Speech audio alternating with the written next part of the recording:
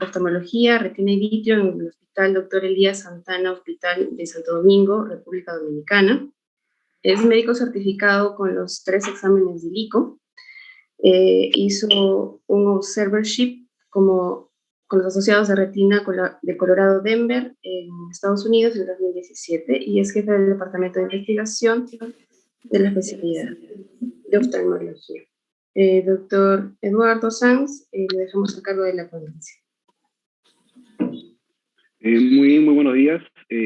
Gracias por su presentación y gracias por la invitación al Departamento de Oftalmología del Hospital Loaiza y asimismo a los residentes también de las universidades Cayetano Heredia y Universidad de San Marcos.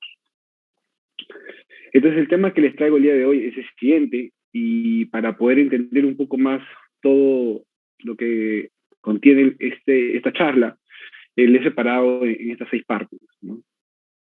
Vamos a empezar un poco hablando acerca de la definición de lo que es un miope alto y vamos a hablar acerca de cómo hay que explorar el fondo de ojo de estos pacientes, para después entender la fisiopatología y qué hacer, ¿no? en casos tengamos estos escenarios quirúrgicos en cada sección que vamos a ver ahora en adelante. Bien, la miopía tiene como definición un origen griego, ¿no? Que va a significar entrecerrar los ojos. Y lo que es la miopía alta tiene también ya como definición tener un defecto refractivo mayor o igual a 6 dioptrías o una longitud axial de 26 milímetros igual o mayor. Entonces, esta es ya la definición de miopía alta. Y asimismo la miopía, lo que es ya la miopía alta, y algo más al tema, ya se va a clasificar según los hallazgos fundoscópicos en 5 categorías, las cuales van a estar acompañadas de unas lesiones plus, según los autores Ono Matsui, la publicación del año 2015. Estas 5 tipos de fondos de ojo van a ser los siguientes, ¿no? Hallazgos. Entonces, el primero es el paciente miope muy alto, que va a presentarse sin una alteración a nivel fundoscópica, a la hora de hacer el fondo de ojo. Esta va a ser la primera categoría. La segunda categoría es aquel paciente que ya es miope alto, le hacemos el fondo de ojo y vemos que en la retina tiene un fondo coroideo, ¿no? Se ve bastante lo que es la circulación de la coroides, pero más nada, ¿no? El otro tipo, ya dentro de las categorías de tipo de fondo de ojo, tenemos aquellos pacientes que presentan ciertos grados de atrofia, ¿no? La atrofia puede ser difusa, puede ser parchada, o puede ser una atrofia simplemente a nivel macular. En cualquiera de estos hay que agregar también que pueden estar presentes las lesiones plus, ¿no? de estos pacientes. Y estas lesiones plus van a ser las estrías de Laca, que son las roturas prácticamente del EPR y de la membrana de Bruch, que va a conllevar a que el paciente tenga mayor riesgo de tener una membrana neovascular a este nivel. Otra lesión plus va a ser la misma neovascularización coroidea miópica, ¿no? Que es el mayor causante de pérdida de gruesa visual en estos tipos de pacientes miopes muy altos. Y finalmente tenemos lo que es la mancha de Fuchs, que es una mancha hiperpigmentada que se va a encontrar en el nivel de polo posterior y va a estar asociada al último estadio de la membrana neovascular, ¿no? Entonces, son estas lesiones plus que se pueden encontrar en estos 5 tipos de fondo de ojo de pacientes miopes, y por eso es importante tenerlo siempre en cuenta, ¿no?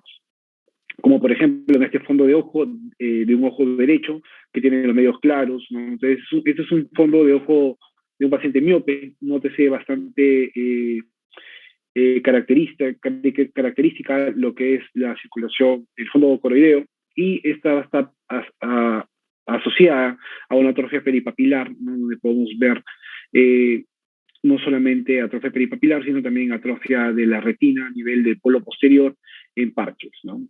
También se puede ver una secuela a nivel central macular, como una fibrosis, ¿no? Que puede ser probablemente consecutiva a una membrana neovascular que haya tenido el paciente anteriormente. Muy bien, ¿y por qué es importante no solo saber cómo se clasifica, ¿no? Fundoscópicamente el paciente con miopía alta, sino también hay que saber también los hallazgos que podemos encontrar a la hora de examinar a estos tipos de pacientes, ¿no? Y siempre todos ellos hay que explorar y ir en búsqueda de los siguientes hallazgos. Primero, el estafiloma miópico. Pues el estafiloma miópico es viene a ser como una concavidad, viene a ser como una extensión extra de lo que viene a ser a nivel escleral, ¿no? El globo ocular. Esto va a llevar a que pueda desarrollar el paciente con mayor riesgo o mayor probabilidad algunos problemas a niveles del polo posterior, como vamos a ver más adelante. Por eso hay que encontrar de todas maneras si el paciente tiene este estiloma miópico, que a nivel de la fundoscopía nosotros lo vamos a ver como un hundimiento prácticamente, ¿no? Asimismo, las estrellas lacas que ya expliqué anteriormente, porque aumentan el riesgo de membranas neovasculares, atrofias del epitelio pigmentario de la retina, porque puede llevar a una degeneración también asociada a nivel macular, manchas de Fuchs, que ya lo expliqué anteriormente, y las lesiones periféricas, que vendrían a ser aquellas que están asociadas o no al desprendimiento de la retina, ¿no? Hay que recordar que estos pacientes con miopía alta tienen un mayor riesgo también de desprendimiento de la retina. Dentro de las lesiones periféricas, pueden estar asociadas a la blancocimpresión, pueden estar las degeneraciones en látiz, pueden estar también asociadas a algunos agujeros o desgarros de repente en herradura, los cuales sí no van a predisponer esos últimos a un desprendimiento de retina y por eso tienen que ser encontrados de forma muy minuciosa. Por otra parte, tenemos otras lesiones que son como las membranas neovasculares, que van a llevar a una pérdida irreversible de la visión, por eso es importante detectarlas apenas hagamos la fotoscopía, hemorragias interretinianas, desprendimiento de vitro posterior, es muy importante hallarlo, sobre todo en aquellos pacientes que nosotros vamos a someterlos a un tipo de cirugía, sea cirugía refractiva o cirugía de catarata, pues si el paciente no tiene desprendimiento de vitro posterior total, puede estar con un poco más de riesgo que un paciente que sí lo tenga a tener algunos problemas postoperatorios, ¿no? A nivel macular o a nivel periférico de la retina. Y finalmente, ya para las personas que obviamente quieren checarse que el paciente sí tiene sospecha, ¿no?, de glaucoma, lo cual es bien importante también documentarlo en las primeras visitas, hay que destacar y ver cómo es detallar lo que es la inclinación del nervio óptico y asimismo si es que el paciente tiene un creciente miópico, ¿no? Este es un dibujo que estoy presentando, en el cual se puede ver la diferencia en lo que es un globo ocular normal, como podemos ver en la esquina superior izquierda, como es un globo ocular elongado, como es en el paciente con miopía muy alta, ¿no? En la parte media, superior media, y en la parte superior derecha vemos cómo es un paciente con miopía alta y que está asociado a un estafiloma posterior, ¿no? Vemos cómo se agarra esa forma asimétrica toda la parte del polo posterior y eso va a conllevar también esa forma a que el paciente pueda tener algunas patologías a este nivel más que un paciente que simplemente tiene una elongación simétrica, ¿no? Acá en la imagen de fundoscópica del ojo derecho se puede ver un desprendimiento posterior total, ¿no? Vemos el anillo de Weiss. Bien, ya para terminar esta parte de la exploración de la retina del paciente miope alto, hay que saber que el paciente, una vez que nosotros lo examinemos, siempre tenemos que, por más que no encontremos algunos hallazgos patológicos, siempre es bueno documentar sus hallazgos, ¿no? ¿Por qué? Porque estos pacientes suelen tener complicaciones a nivel de la retina y la mácula y estas suelen avanzar muy rápido. Por lo cual yo siempre recomiendo a todos los médicos acá presentes, obviamente, que si es posible, dentro de la posibilidad, siempre documenten a esos pacientes miopes altos con una tomografía macular y una retinografía de campo amplio. Si no hay una retinografía de campo amplio, simplemente de polo posterior puede ser, y esto nos va a ayudar a hacer un seguimiento al paciente cada 6 meses, ¿no? Y pueden asociar ustedes una regía de Amsler de repente al paciente para que se autoevalúe a diario, ¿no?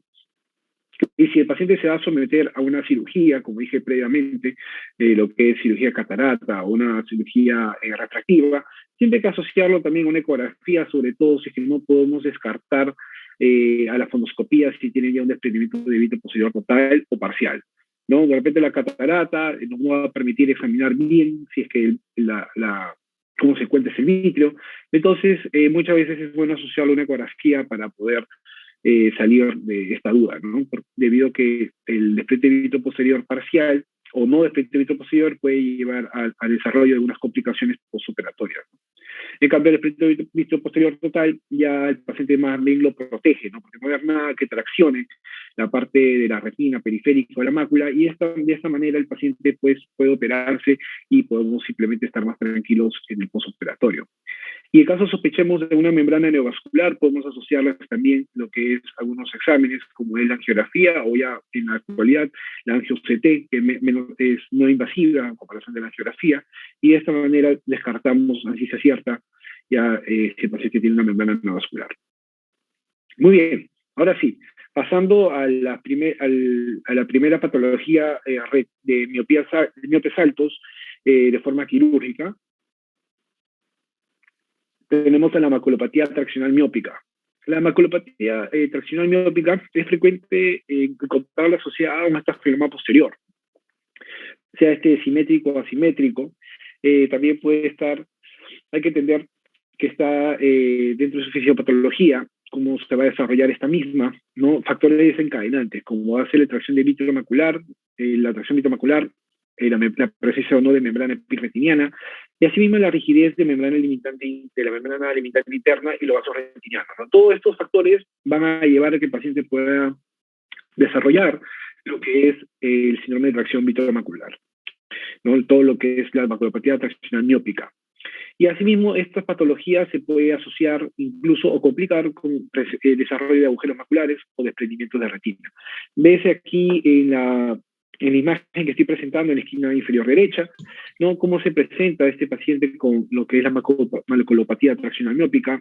Está presentando sí mismo lo que es la membrana epirretiniana, y se puede ver en este paciente miope muy alto que tiene como un estafinoma posterior simétrico. A pesar de eso, obviamente también tiene lo que es una separación de las capas internas de la retina, haciendo que tenga la imagen de una retinosquisis. Operar ese tipo de pacientes siempre va a ser un poco desafiante, ¿no? Y hay que saber que la indicación quirúrgica no es en todos los pacientes, sino aquel paciente que ha tenido un empeoramiento de la obesidad visual con aumento del grosor de la retinosquisis. Entonces, cuando ya valoramos en el seguimiento que el paciente tiene un empeoramiento de estos factores, entonces tenemos que ya ir proponiéndoles lo que es una cirugía, ¿no? Hay mucha controversia en cuanto al riesgo-beneficio del peeling o operamiento de membrana limitante interna, ya que estos pacientes pueden, como tienen una retinosquisis y tienen una gran tracción, se puede originar de forma iatrogénica también lo que es un agujero a nivel macular, ¿no? A la hora que estemos pelando. Y también puede asociarse a la hora de manejar ya quirúrgicamente estos pacientes, podemos asociarlos a una orientación macular, que es ya muchas veces lo recomendado en primera instancia o segunda instancia para tener un mejor éxito quirúrgico. Y no olvidamos que el mejor tamponador es el gas en ese tipo de pacientes. Entonces, voy a proceder a poner este video, ¿no? Donde es ya de cortesía del doctor Parolini, del doctor Felipe Lucato, de Retina Tips, que es de Brasil, ¿no? Que me lo pudieron pasar para ver cómo es que estos doctores, sobre todo el doctor Parolini, va a poder resolver a estos pacientes con maculopatía traccional miópica.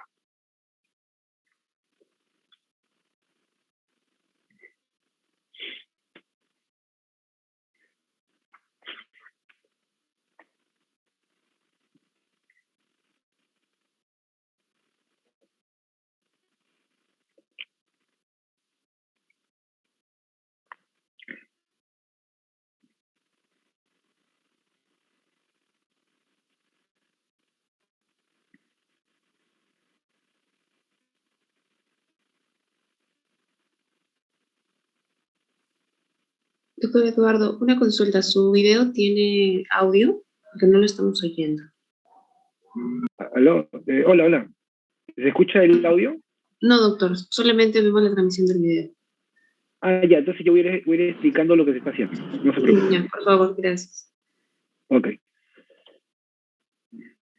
Muy bien. Entonces lo que está haciendo acá el doctor Parolini es a través de un indentador macular que él mismo fabrica, ¿no? Indenta a nivel macular donde está el estafiloma para poder aliviar lo que es la maculopatía traccional miópica, ¿no? El doctor Parolini utiliza este stent de titanio con una esponja y también una silicón para poder hacer lo que es el indentador macular, ¿no? Incluso con estos materiales que no son difíciles encontrarlos, nosotros también podemos hacerlos a nivel de nuestro quirófano, ¿no? Acá vemos como el doctor Parolini está poniendo la esponja alrededor de lo que es el tubito de silicón, ¿no? Sin necesidad de hacer una vitrectomía, el doctor Parolini, en estos casos, solamente usando lo que es la luz de chandelier para visualizar, obviamente, dentro de la cavidad vítrea, el doctor coloca bien lo que es el dentador macular para aliviar esta patología. Luego de haber hecho la peritomía, ¿no? Y obviamente estar ya aislados lo que son los músculos extraoculares, el doctor Parolini ingresa a nivel supratemporal para poder colocar el dentador macular, ¿no? Y vemos ahí cómo se indenta bastante la mácula, y una vez ubicada este dentador macular, él marca para poder poner las suturas, ¿no? Y hay que tener mucho cuidado, obviamente, a la hora de poner estas suturas, porque puedes perforar la esclera, ya que esta parte es muy delgada, ¿no? A nivel escleral. Veamos aquí la clara mejoría a través del dentador macular en estos pacientes. No solamente la mejoría a nivel anatómico, sino también la mejoría a nivel de la agudeza visual.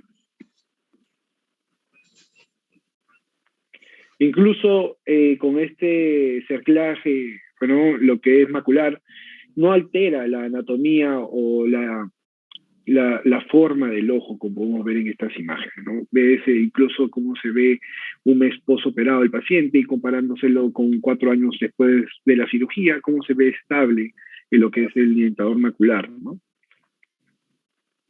Muy bien, así es como esos doctores desarrollan este dentador macular. Acá tengo entendido que en Perú también hay un doctor que lo hace.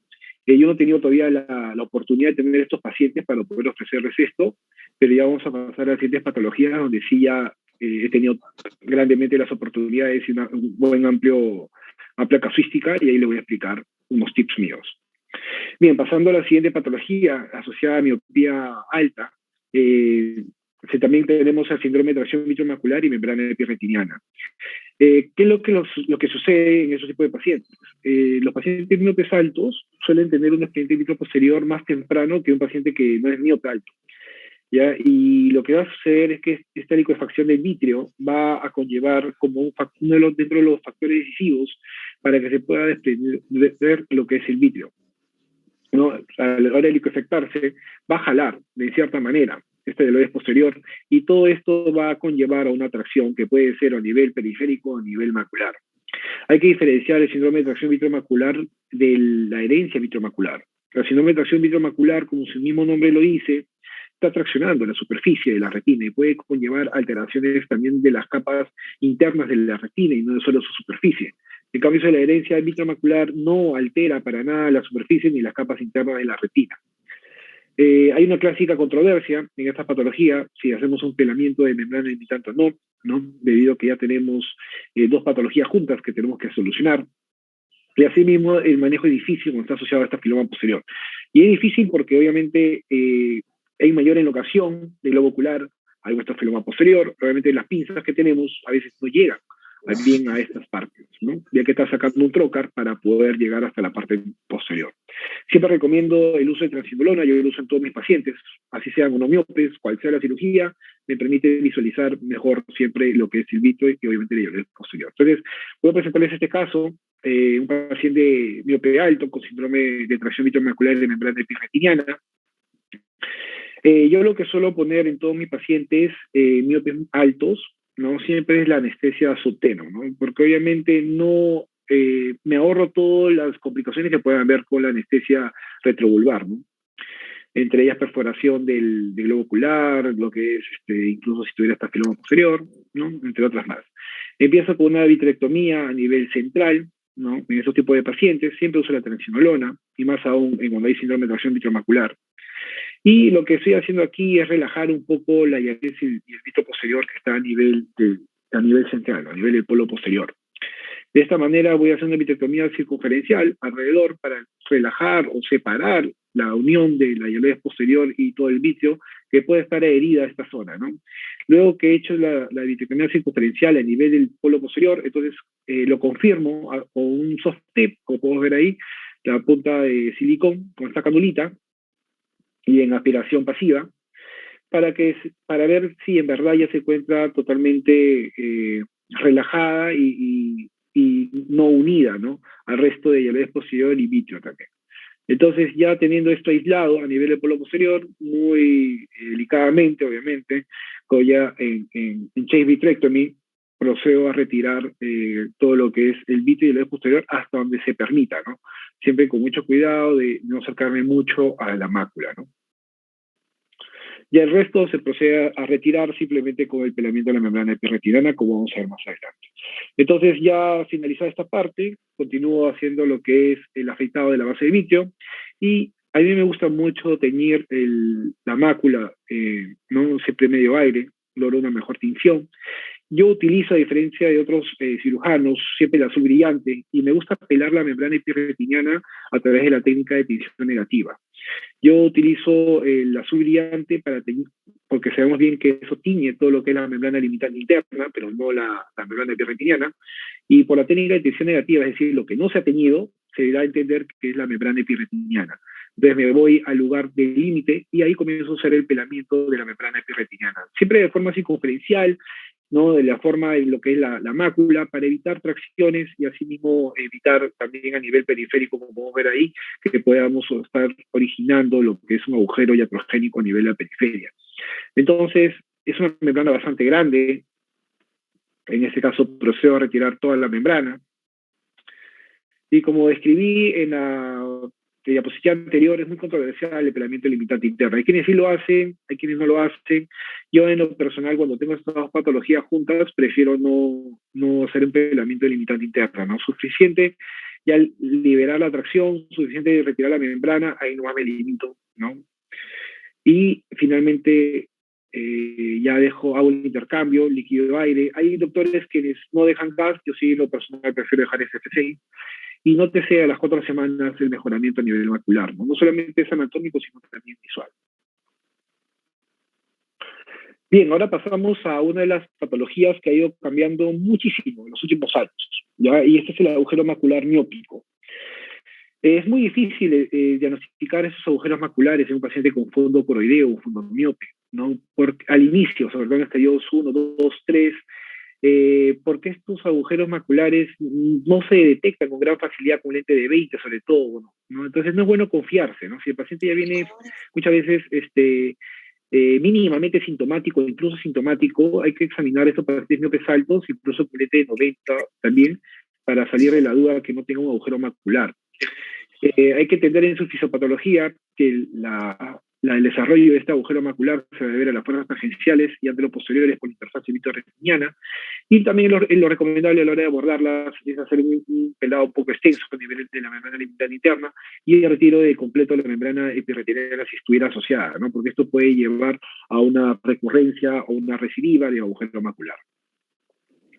Los factores de mal pronóstico, si tenemos un paciente con agujero macular miópico y encima está asociado a lo que es una estrecha retina o tiene una longitud axial mayor de 30 milímetros, tenemos que saber que estos son factores de mal pronóstico. Así mismo, si tiene biomarcadores de agujero macular de mal pronóstico a través de la tomografía. Bien, voy a presentarles entonces unos videos en el cual estoy manejando a estos pacientes con agujero macular miópico. Este es un paciente con una miopía de -8 que presentó este agujero macular más de 500 micras, asociado a lo que es una membrana epirretiniana. Entonces, este tipo de pacientes, ya luego de haber hecho la vitrectomía y las tinciones, yo retiro por tinción negativa de nuevo lo que es la membrana epirretiniana primero, y luego procedo a hacer lo que es un pelamiento de lo que es la limitante interna, ¿no? Siempre como escucharon, bueno, en estos casos yo lo hago de forma extensa, y como el agujero macular de este paciente miope era más de 500 micras, yo decido hacer la técnica del flap invertido, ¿no? Entonces ahí nótese cómo logro tener el flap de membrana limitante interna a nivel macular, central foveal, y lo disminuyo de tamaño, lo reduzco de tamaño con el uso del vitrófago y lo acomodo con la soft tip para que se quede dentro del agujero. Hago el intercambio líquido-aire y luego procedo a dejar gas, ¿no? Entonces, véase cómo el paciente hace aquí, cómo queda el pre y el post operatorio, donde el paciente presenta una agudeza visual, una clara mejoría en la agudeza visual, creo que este paciente tuvo como 4 líneas, y llegó hasta un 20/70 nomás, obviamente, y también una mejoría anatómica, ¿no? Ahora, durante estos últimos años han habido nuevas técnicas, ha habido nuevos desarrollos, y eso es lo que voy a presentar a continuación, ¿no? Porque ya el flap delimitante interna simplemente llega a hacer una gliosis, ya a hacer lo que es un cierre, pero no necesariamente llega a mejorar lo que son las capas externas, que son los cuales van a mejorar sustancialmente la agudeza visual. Por eso es que tenemos también ya en la actualidad, bueno, y también bajo mi experiencia, el uso de la membrana amniótica, ¿no? Entonces es un paciente con agujero macular miópico gigante, un paciente que se presentó a mi consulta con un agujero más de 1000 micras, ¿no? Los bordes están un poco elevados, pero bastante grande. Entonces, con el nuevo sistema de visualización que vemos ahí, ya con la membrana amniótica, en este caso yo utilicé una criopreservada, ¿no? Pongo la parte coriónica mirando hacia el EPR y a mí me ha gustado mucho siempre dejar una gota de sangre del mismo paciente a nivel sobre la membrana amniótica o incluso siempre sobre un flap libre, ¿no? Me ha ido bastante bien con un poquito de sangre debido a que no utilizo otras cosas para poder retener la membrana en su lugar. Lo bueno de la membrana amniótica es que tiene una buena adherencia y obviamente aquí, bueno, pasé muy rápido el video, utilizo mucho lo que es la luz de chandelier, ¿no? Para poder usar dos manos para poder acomodar bien esta membrana amniótica, ¿no? Esta es la imagen a las 6 semanas del paciente, cómo se nota que se cerró el agujero, cómo se va acomodando lo que es la membrana amniótica y obviamente lo que el agujero era de 1000 micras, ya a las 6 semanas, después que se reabsorbió el gas T368, el paciente está ya incluso con un espacio de bordes de lo que tenía el agujero, ya está en 500 micras, y con una mejoría visual también sustancial, ¿no? Él no lograba ver la letra E de Snellen, ya lograba verla después, ¿no? Entonces, este paciente tenía una miopía de menos 14 o menos 18, no recuerdo bien. Ahora, hay otras alternativas, ¿no? Esta es cortesía del doctor Nassim Abreu de República Dominicana, donde también ya se utiliza lo que es el autoinjerto de retina, ¿no? Para esos tipos de agujeros maculares bastante grandes. Entonces es un agujero macular enorme, ¿no? El doctor aquí está cauterizando la retina fuera de lo que es la arcada vascular. De esa manera procede a dar 3 líneas de láser para que se quede estable, ¿no? Este agujerito que se va a ocasionar y no causa un desprendimiento de retina. Después, y de forma bimanual también, con el uso de la luz de chandelier, él puede ir cortando con una tijera curva y usando la pinza para obtener este autoinjerto de retina, ¿no? La cual el doctor la retira de donde estamos viendo y a través del uso de perfluorocarbono para tener mayor estabilidad la coloca luego dentro del agujero, ¿no?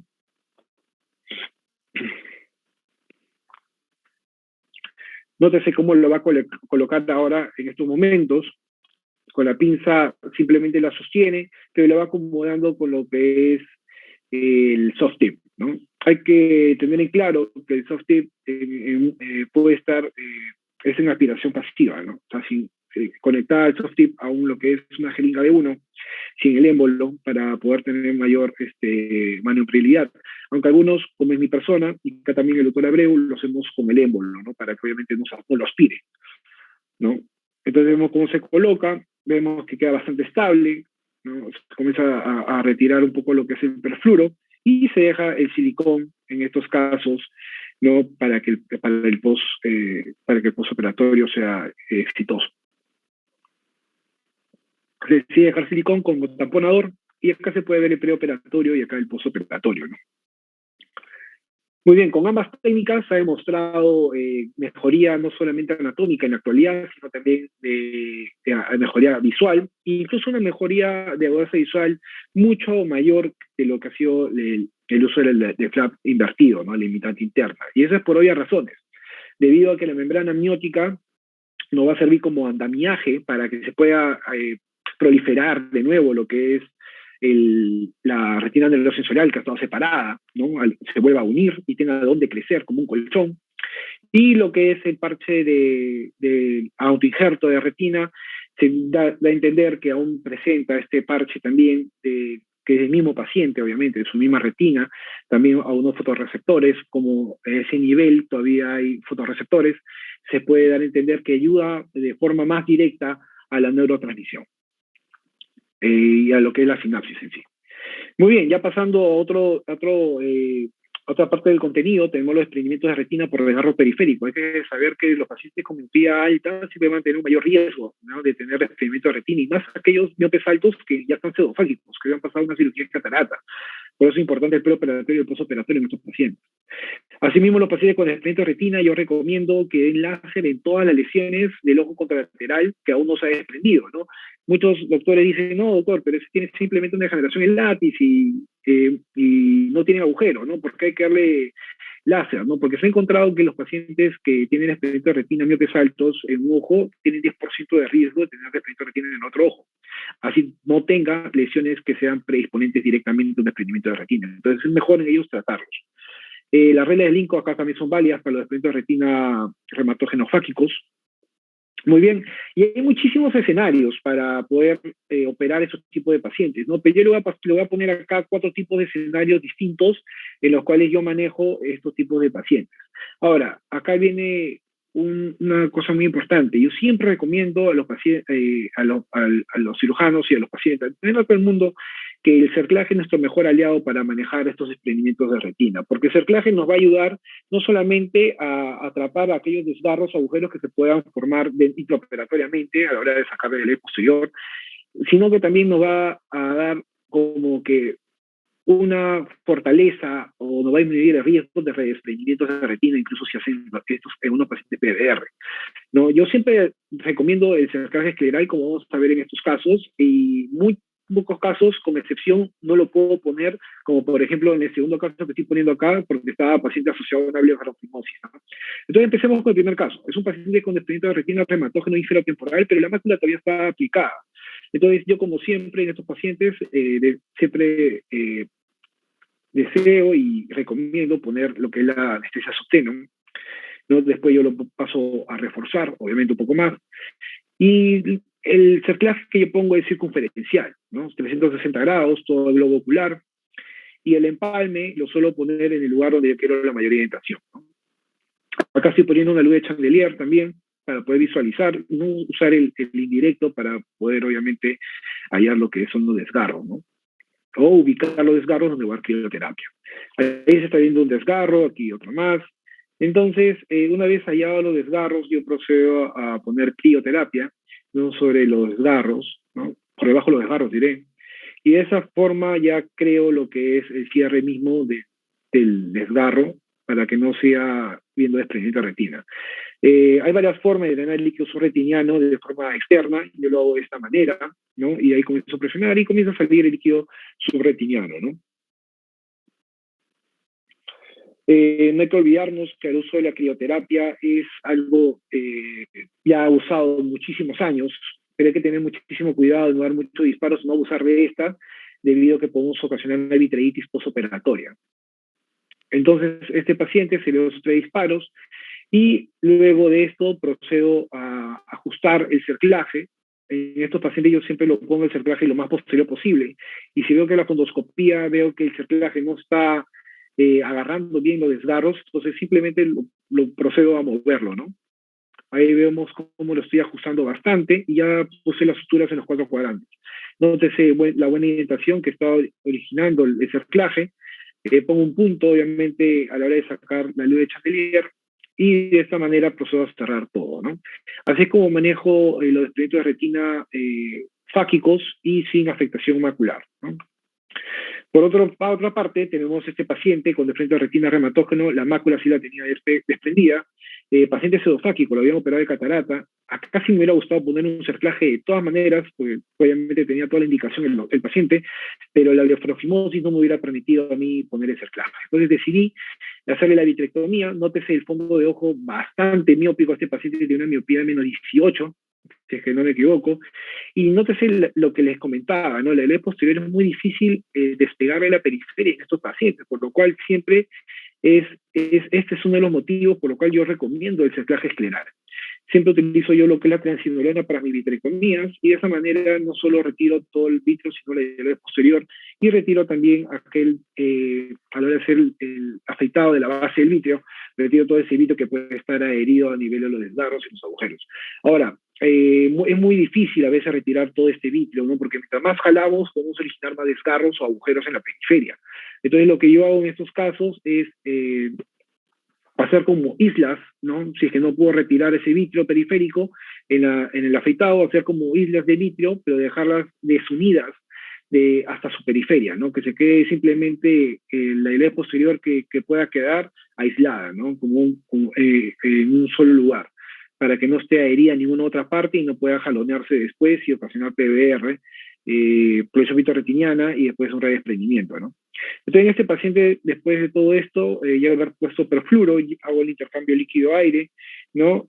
Ahí comienzo a hacer la absorción de líquido subretiniano, voy disminuyendo también el perfluoro, y como el fondo el globo ocular es muy alargado, es muy grande, el endoláser incluso tuve que sacar un trocar para poder llegar bien a dar un endoláser a nivel de desgarro. Nótese bastante el láser que suelo dar en estos pacientes, y sobre todo en la parte inferior yo suelo dejar, si es que no he puesto un cerclaje, suelo dejar como una barrera, ¿no? Doy como 2 líneas más del láser, sobre todo en esas áreas que dejé el vitro aislado, ¿no? A nivel periférico.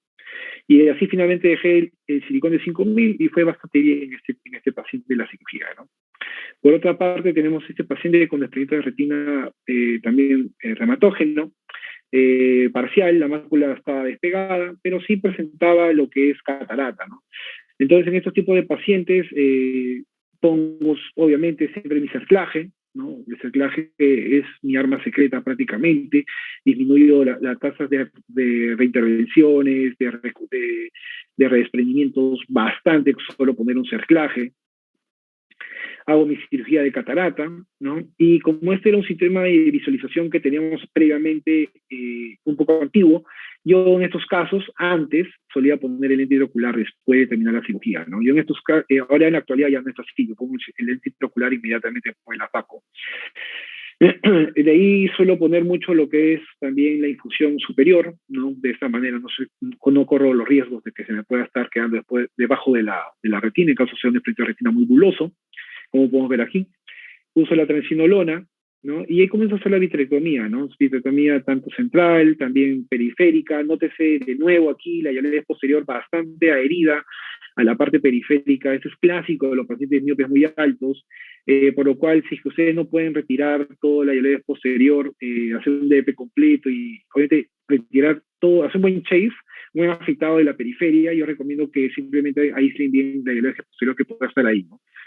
Para no seguir jalando la fuerza y ocasionar más desgarros, más agujeros. Ahí estoy pasando a usar endodiatermia a nivel de los agujeros hallados para poder después, a la hora del intercambio, darles endoláser, ¿no? Acá estoy poniendo ya el lente antes de hacer el intercambio de líquido-aire. Pongo el lente intraocular bastante bien a nivel de la bolsa. Hago aspiración incluso del visco. Y acá estoy haciendo ya el intercambio líquido-aire ya con perfluoro previamente puesto, ¿no? Obviamente por lo posterior. Ahí continúo y una vez terminado esto, ya la retina aplicada, pues obviamente procedo a dar el endoláser a nivel de los agujeros o desgarros que puedo haber marcado anteriormente, ¿no? Nótese bastante la indentación muy buena de la periferia por parte del cerclaje, lo cual a mí me da una tranquilidad tremenda, ¿no? Para el postoperatorio, obviamente un mejor éxito quirúrgico. Incluso todavía me doy el gusto de dejar acá en este paciente gas, ¿no? En vez de silicón, como hubieran dejado otros colegas de repente, ¿no? Entonces, con el gas C3F8 y una buena indentación, una buena vitrectomía, el paciente va a tener un buen éxito quirúrgico y también anatómico y de goce visual. Y acá este es un video que compartí con la American Society of Retina Specialists, lo cual es complicaciones encontradas intraoperatoriamente. Es un paciente miope de -11, 50 años, no tenía nada de catarata y la mácula ya la tenía desprendida, ¿no?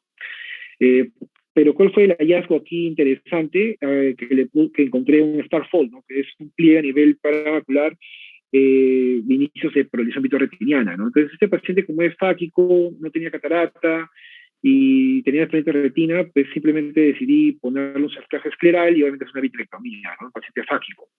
A diferencia de las vitrectomías anteriores, acá con el vitreófago y el endoluso, obviamente no suelo cruzar pronunciadamente para no tocar la cápsula posterior del cristalino.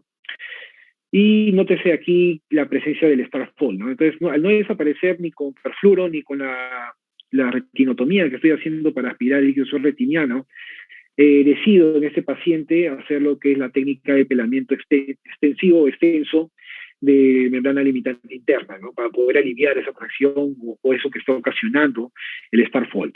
Entonces acá uso el azul brillante, pero uso bastante para teñir la membrana limitante interna, y de esa manera empiezo lo que es el pelamiento, ¿no? De esta manera ya también estoy resolviendo lo que pueda originar este Starfold. Ya pelada la mácula, continúo con el pelamiento extenso, todo hacia la periferia, ¿no? Como podemos ver ahí, y me voy incluso, es un pelamiento bastante extenso, ¿no? Para abarcar todo el área donde está el Starfold, lo que es este pliegue macular, el pliegue retiniano, ¿no?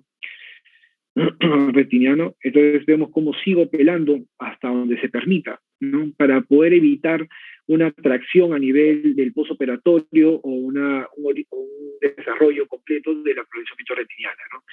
Ya finalmente, bajo perfluoro, hago bien editación, hago el intercambio líquido-aire, nótese la retina bien aplicada, buena editación en la periferia, y haría endoláser, ¿no? Y procedo a poner el silicón, ¿no? En este caso dejé silicón de 1000, si no me equivoco, y nótese ahí la retina y la mácula bastante aplicadas. Este es el postoperatorio de este paciente a las 4 semanas, y es eso, esa visual ya a las 6 semanas, ¿no? Nótese el ojo derecho, cómo quedó 20/60, y ahí está lo de la miopía original que comenté, que es un paciente de -11. Muy bien, ya para finalizar, el expediente de retina por agujero macular, ¿no? El principal factor pronóstico va a ser la longitud axial. Mientras mayor sea la longitud axial, peor va a ser el pronóstico de estos pacientes. El estafiloma posterior suele estar asociado. Se prefiere dejar silicón a estos pacientes después de haber reparado la retina, ¿no? Porque va a permitir una mayor adherencia retiniana, ¿no? Y obviamente el silicón va preferible siempre ser el de 5000, ¿no? La orientación macular puede ser primaria o secundaria, como vimos en la primera patología quirúrgica de miopes altos. Podemos asociarlo también lo que es un orientador macular, ¿no? Que podemos poner en primera instancia o en segunda instancia si es que vemos que no había un éxito quirúrgico en la primera, obviamente, cirugía. Y el pelamiento limitante interno suele ser dificultoso, debido a que hay un desprendimiento de retina, hay mala pinción, hay longitud axial elevada, ¿no? Entonces vamos a ver cómo resolví este paciente que tuve con desprendimiento de retina reumatógeno debido al agujero macular, ¿no? En este caso, el paciente tenía, obviamente, el agujero macular, tenía su desprendimiento de retina, entonces vemos cómo al pelar la limitante interna, cómo se levanta la mácula, ¿no? Esto yo lo puedo hacer con perfluoro, bajo perfluoro o sin perfluoro. Yo en este caso prefería hacerlo sin perfluoro al inicio. Y después ya para acomodar el flap de limitante interna, lo hago bajo perfluoro, ¿no? Lo acomodo bastante bien dentro del agujero macular. Y suelo poner un poco más de perfluoro para que se pueda estabilizar todo lo que es la mácula, ¿no? Luego ya hago el intercambio, es necesario hacer una retinotomía, y nótese cómo quedó la mácula de este paciente, incluso a nivel de tomografía después de haberle sacado el silicón, ¿no? Entonces, a través de esta técnica, obtuve lo que es una retina aplicada, una mácula cerrada, un agujero macular cerrado, una mácula también aplicada, pero obviamente la agudeza visual no es lo máximo en nuestros pacientes. Este paciente terminó con 20/200, pero lo bueno es que obviamente resolvimos un problema que pudo haberse vuelto crónico, hubiera terminado peor. Ya en la actualidad se puede utilizar membrana amniótica, o incluso el doctor Roca también en una oportunidad presentó un congreso, el injerto también de retina, ¿no? Sacó un parche de retina y lo puso en el agujero macular, ¿no? Muy bien, eso sería todo por el día de hoy. Me pueden seguir quienes deseen acá en mis redes sociales, y si tienen alguna pregunta, estoy gustosamente se lo voy a responder. Doctor Eduardo Sanz, muchas gracias. Estuvo muy bonita la clase, muy didáctica. Doctor Barriga, no sé si desea hacer un comentario. Eduardo, te felicito, muy buena tu clase realmente. Eduardo, te quería preguntar, ¿has tenido la oportunidad de colocar implantadores maculares? Es lo único que me ha faltado hasta ahora, doctor, ¿no? En mi anterior charla, justo habían 2 casos que no había hecho, pero ya en este año he tenido bastantes casos maculares, todos esos miopes altos, y he podido ya ¿no? aumentar mi casuística y usar las técnicas más modernas, ¿no? Pero el dentador macular no he tenido el paciente, doctor. Ustedes tienen un paciente por ahí que tenga, que sea miope muy alto y tenga un síndrome de tracción macular, como hemos visto aquí con retinoquisis y todo, me lo pueden referir y yo lo puedo operar, ¿no? Porque es una técnica que no me parece difícil y ahí en quirófano tenemos justamente las herramientas para poder fabricar, ¿no? Lo que es este dentador macular. Justo te iba a preguntar qué inventadores